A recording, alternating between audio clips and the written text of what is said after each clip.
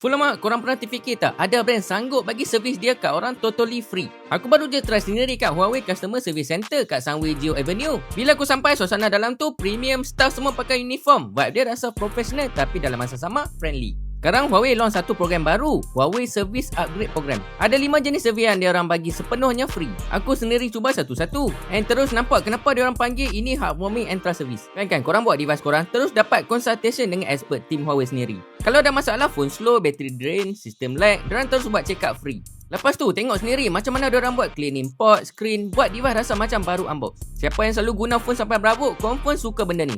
Korang boleh upgrade software korang kat situ juga.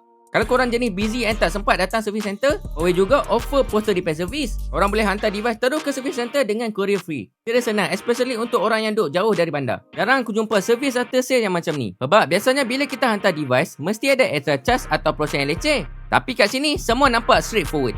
Program ni open untuk semua kategori produk Huawei. Tak kira phone, laptop, tablet atau apa-apa je. Pergi je ke Huawei Customer Service Center dekat Sunway Geo yang baru buka.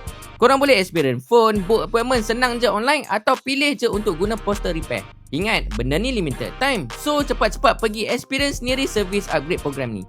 Aku dah cuba sendiri. So, korang bila lagi?